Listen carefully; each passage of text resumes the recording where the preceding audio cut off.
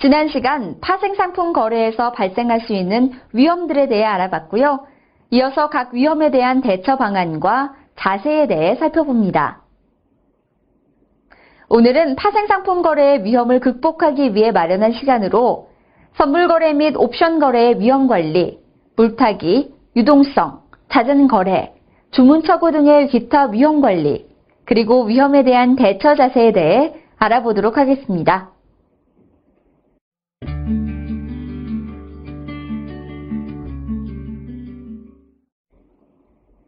선물 거래 시 레버리지를 적절하게 사용하는 방법은 증거금을 손실담보금의 개념으로 생각하고 예상 가능한 최대 손실 또는 관리하고자 하는 최대 손실 한도를 투자자금의 일정 수준 보유하는 것입니다. 그리고 최종 거래일의 위험에 처하지 않기 위해서는 최종 거래일 전에 차근 월물로 롤오버해야 하는데요. 보다 자세한 내용은 전문 기자의 설명을 들어보시죠. 먼저 레버리지의 위험을 관리하는 방법에 대해 말씀드리겠습니다. 레버리지를 적절하게 사용하는 시작은 증거금을 투자원금의 개념으로 생각하지 않는 것에서부터 출발합니다. 증거금은 서로 반대 포지션을 들고 있는 거래자들 간의 손익을 정산함에 있어서 지불 불능 사태가 발생하지 않도록 하기 위한 일종의 손실담보금 개념으로 손실 발생 시 모두 사라질 수도 있는 자금입니다. 따라서 현금이 아닌 채권이나 주식 등으로 대용을 잡아서 증거금으로 사용하는 경우에는 대용물 청산 시 청산 가치가 축소되는 때를 대비하기 위해 대용률도 대용률의 가치 변동 정도에 따라 100%가 아닌 90%에서 70%까지 감소됩니다. 이처럼 증거금은 단지 손실을 담보하기 위한 개념이기 때문에 선물 계약을 한 계약 보유할 때의 원금 개념은 증거금이 아니라 한 계약의 크기로 보는 것이 보수적인 운영의 적절한 기준 중 하나라고 볼 수 있습니다. 레버리지를 적정하게 사용하는 또 다른 방법은 본인의 거래에 의해 어느 정도의 손실이 발생할 것인지를 예측 또는 관리가 가능하다면 예상 가능한 최대 손실 내지는 관리하고자 하는 최대 손실 한도를 투자자금의 일정 수준 보유하는 것입니다. 예를 들어 최대 손실을 30%로 제한해서 관리할 경우 허용 가능한 최대 계약수를 사전에 계산해서 그 계약수 이내로만 미결제 약정을 보유하는 것입니다. 오버나잇을 하는 거래자의 경우 코스피 200 선물을 예로 들면 1억으로 계약당 증거금 2천만 원인 계약을 2개만 보유한다고 해도 이길 아침에 상한가로 가격이 급등해버리면 최대 손실은 4천만 원이 될 수 있으므로 최대 손실을 30%로 관리하고자 하는 기준에서는 이미 적정 한도를 넘는 계약수를 거래하게 된 셈입니다. 따라서 선물 한 계약만을 거래하기 위해서라도 한 계약의 크기에 해당하는 수준의 자금을 보유한 후에 오버나잇 한 경우에는 한 계약을 넘기지 않고 장중에는 본인이 감내하고 관리할 수 있는 정도의 손실 규모를 넘기지 않을 수 있는 계약수 이내로만 보유하는 것이 레버리지의 건전한 사용 전략이라고 할 수 있습니다. 이어서 최종 거래일 위험을 관리하는 방법에 대해 살펴보겠습니다. 기초자산을 보유하고 해지 목적으로 선물 계약을 보유한 거래자라던가 장기 투자를 위해서 선물 계약만을 보유한 거래자, 그리고 최종 결제 방식이 현물 인수도 결제인 상품을 최종 결제할 의도가 없는 거래자 등의 경우에는 최종 거래일이나 그 이전에 반드시 차근 월물로 룰오버를 해야 합니다. 룰오버를 하지 않게 되면 해지 기능이 사라지거나 장기 투자 중이던 투자 대상이 사라지거나 하는 의미가 되는 것이고, 실수로 기초자산을 인수도 결제하게 되는 경우는 매수자는 막대한 인수도 대금을 마련해야 할 뿐만 아니라 불필요한 현물을 인수받아야 하고 매도자는 현물을 마련해서 인도해야 하는 상황이 발생합니다. 따라서 이러한 상황에 처하지 않기 위해서는 무엇보다도 거래하는 선물 상품의 최종 거래일과 그날의 거래 시간, 최종 결제 절차 등을 사전에 정확히 파악해서 잊어버리는 일이 없도록 알람을 설정해 놓는다면 최종 거래일 전에 미리미리 차근 월물로 안전하게 룰오버 시키는 것이 필요하며, 가급적이면 최근 월물을 최종 거래일에는 거래하지 않는 방법으로 이 위험을 피해 나가야겠습니다.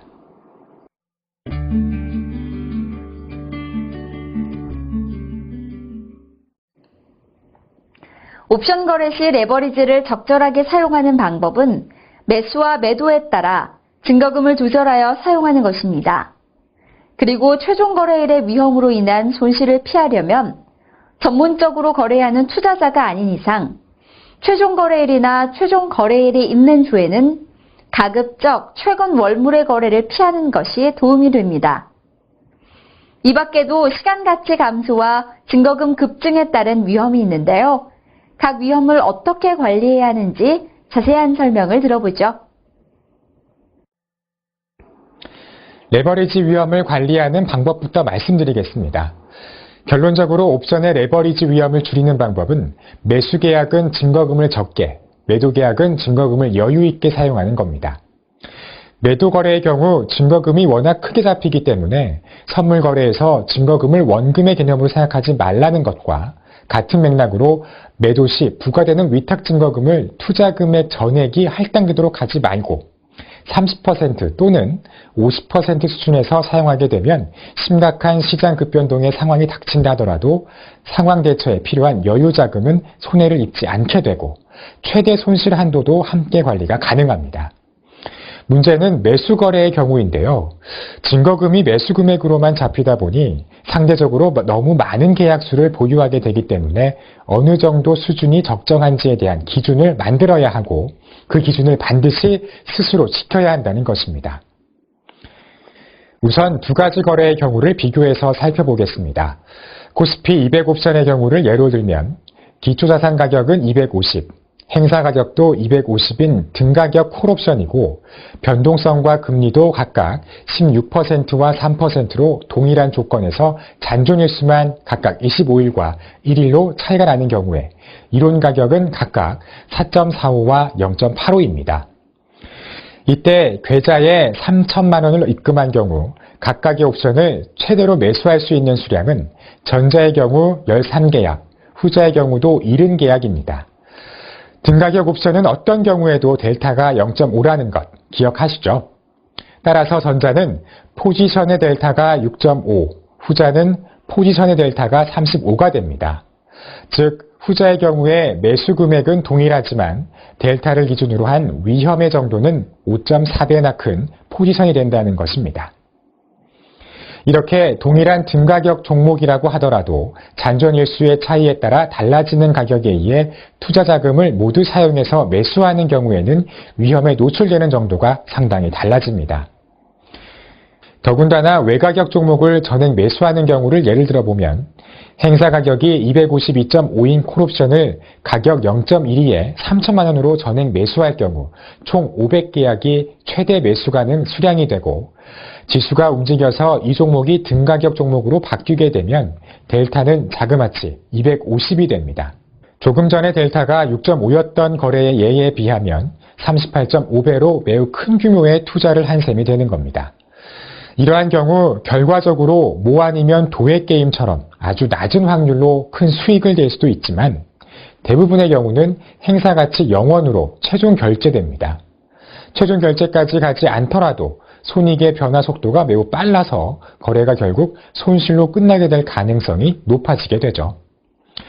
이어서 최종 거래일 위험 관리에 대해 살펴볼까요? 선물의 경우 증거금의 투자자금 모두를 사용했다가 하한가나 상한가를 가는 경우를 제외하고는 급격하게 계좌가 파산되는 경우는 없습니다. 선물의 레버리지는 증거금률 수준으로 한정되어 있기 때문인데요. 하지만 옵션의 경우 옵션 매수 금액을 모두 증거금으로 사용하는 것은 마치 선물에서 투자금 모두를 증거금에 사용하는 것과 같은 셈이 되며 보유한 옵션 종목이 최종 거래일에 외가격 종목으로 되어 행사 가치가 0원이 되는 것은 마치 증거금의 투자금 모두를 사용했다가 상한가나 하한가를 맞아서 투자금 전체가 손실로 되는 것과 같은 경우가 됩니다.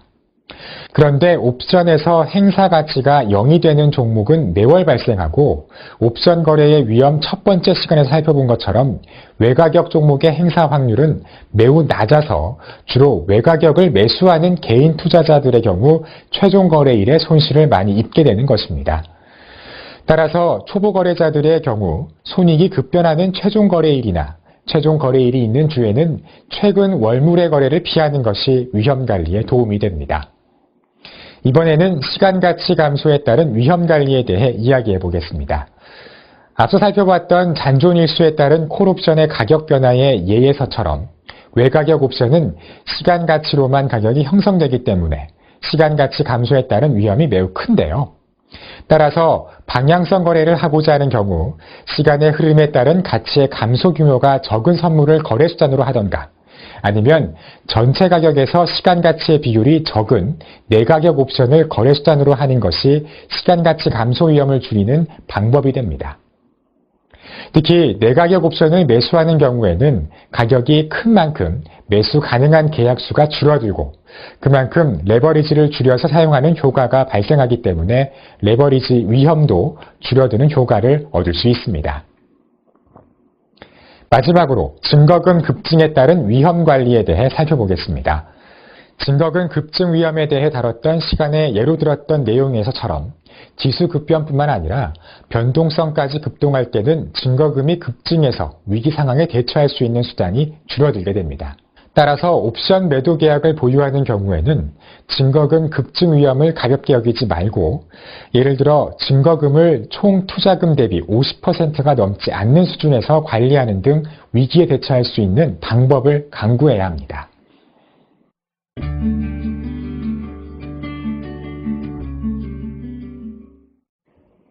거래 시 쉽게 놓치고 지나가는 크고 작은 위험들 중 물타기 위험, 유동성 위험, 잦은 거래 위험, 주문 착오로 인한 위험이 있습니다. 그리고 거래와 직접적인 행위는 아니지만 의외로 빈번하게 발생되는 환경적인 위험 요소들이 있는데요. 각 위험의 대처 방안에 대해 전문 기자의 설명을 들어보죠. 물타기와 분할 진입의 차이에 대해 기억하시나요? 사전에 계획을 세우지 않고 무모하게 거래를 할 때 물타기라는 표현을 썼는데요. 따라서 무계획적인 물타기에 의해 과도한 위험에 노출되는 것을 막기 위해서는 미리 분할 진입에 대한 계획을 세우는 것이 필요합니다. 분할 진입할 가격, 시기, 수량 등에 대한 계획대로 분할 진입을 하게 되면 과도한 위험에 노출되는 것을 미리 제어할 수가 있고 결과적으로 위험이 감소된 거래를 할 수 있게 됩니다. 그리고 유동성이 낮아져서 보유한 계약을 시장에서 한 번에 청산할 수 없는 경우에는 결국 보유한 계약을 분할해서 청산해야 하기 때문에 물타기 위험에 대한 대처 방안에서처럼 분할 청산 계획을 미리 준비해 놓는 것이 좋습니다. 즉, 한 번에 청산하지 말고 분할하여 청산 주문을 내어 조금이라도 유리한 가격에 청산할 수 있도록 하거나 손익이 더 이상 빠르게 변하지 않도록 해지를 하는 등 여러 가지 방법을 적용해서 유동성이 낮아졌을 때를 대비해야 합니다. 잦은 거래로 인한 위험의 경우 과도한 레버리지를 사용한 거래에서 손실이 크게 발생했을 때 무리하게 복구하려고 하는 경우 계획적이지 못한 거래로 인해 불안과 초조함에 사로잡혀 진입과 청산을 반복하는 경우 또는 시장이 조금이라도 빨리 움직인다 싶으면 급격히 흥분해서 추격 매매를 일삼는 경우 잦은 거래가 이루어지는 것을 볼 수 있습니다. 결국 과욕과 불안, 공포, 초조 등이 잦은 거래를 유발하고 그로 인해서 거래 손실 및 비용 증가가 동반돼서 손실로 마감되는 결과가 이어지는데요. 따라서 가급적 시장에 머무는 시간을 줄이고 거래 횟수를 하루에 수회 이내로 제한한다거나 거래 규모를 기존보다 훨씬 줄여서 편안한 마음 상태로 거래를 할 수 있게 된다면 자연스럽게 잦은 거래로부터 위험에서 벗어날 수 있게 될 겁니다. 주문착오는 시장이나 상품의 문제가 아닌 거래자의 실수에 의한 위험으로 거래 시 흥분하거나 혼동하게 되면 주문착오가 증가할 수 있습니다. 따라서 반드시 주문 내용을 사전에 확인하는 습관을 갖고 심리적으로 흥분되지 않도록 거래 규모를 줄이도록 합니다. 그리고 분할 진입이나 분할 청산을 하게 되면 비록 주문 착오가 발생한다 해도 그 영향이 분산되기 때문에 피해를 줄일 수 있다는 점도 기억하시기 바랍니다.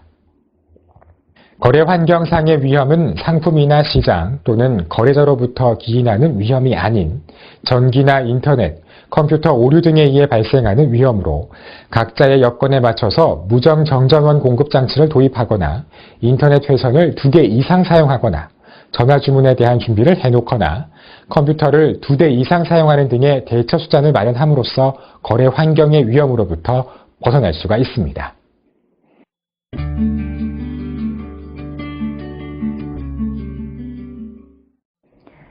지금까지 살펴본 위험 요소들에 대한 대처 방안은 머리로 계산하는 데 그치지 않고 상황에 알맞게 실행으로 옮기는 것이 중요합니다.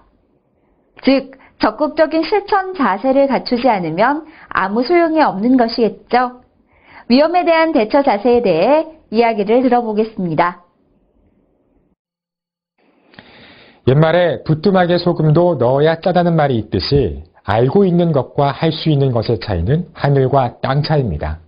따라서 아는 것에 끝나지 않고 실천하는 자세를 갖추기 위해 모의 거래를 통해 연습을 하거나 사전에 거래 계획을 수립하는 습관을 만들어 준비를 해나간다면 실전 거래에서 당황하지 않고 큰 위기 상황이 닥친다 하더라도 슬기롭게 극복할 수 있을 겁니다.